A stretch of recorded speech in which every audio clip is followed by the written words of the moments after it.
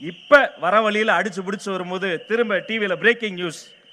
நம்ம Chepauk ground இருக்குல்லைங்க, IPL நடக்கலைங்க, சேப்பாக்கத்தில் விசிலுக்கு தடை. அடப்பாவிகளா, சேப்பாக்கம் மைதானத்தில் விசில் ஊதினால் சேகுவேராவுக்கு ஜுரம் வருதான். சேகுவேரா இதையெல்லாம் கேட்காம நல்ல வேளை ஃபிடல் காஸ்ட்ரோ செத்து போயிட்டார். அவர் மனசு என்ன பாடுபடும்?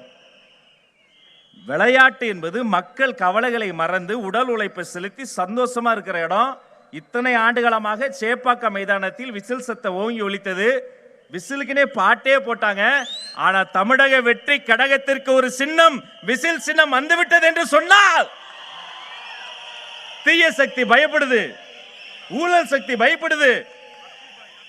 இது இப்படியே போச்சுன்னா அடுத்து என்ன பண்ணுவாங்க? தற்போது கிடைத்த செய்தி, பேருந்தில் கண்டக்டர் விசில் ஊதக்கூடாது. டிராபிக் போலீஸ் கையில் இருந்து விசிலை புடுங்கு, ஊதாத. நீ என்ன பண்ணாலும் ராஜா, தினந்தோறும் எங்க பார் மகாலட்சுமி மாதிரி உட்கார்ந்துருக்காங்க.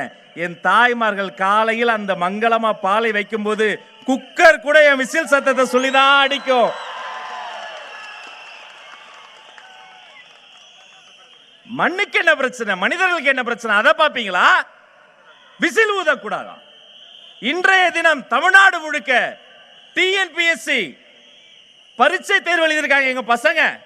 விருகம்பாக்கத்தில் எழுத போன பையனுக்கு அந்த நம்பர் எழுதி வைக்கல.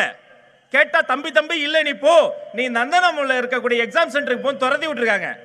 நந்தனத்துல போனா அங்க இல்ல, விருகம்பாக்கத்தை துரத்தி இருக்காங்க.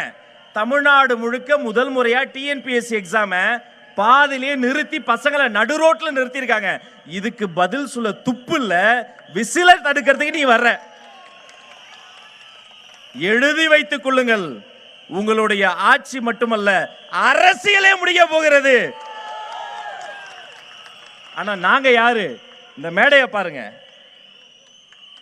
எங்களுக்கு ஒரு சேரு, மாநில நிர்வாகிக்கு ஒரு சேரு, அவங்களுக்கு ஒரு சேரு. 10 பேர் உட்காந்தா போதும், 4 பேர் உட்காந்தா போதும். அவங்களுக்கு பிளாஸ்டிக் சேர் போடு. எல்லாருக்கும் ஒரே சேரை போட சொன்ன பொதுச் செயலாளருங்க உட்காந்துருக்காருங்க.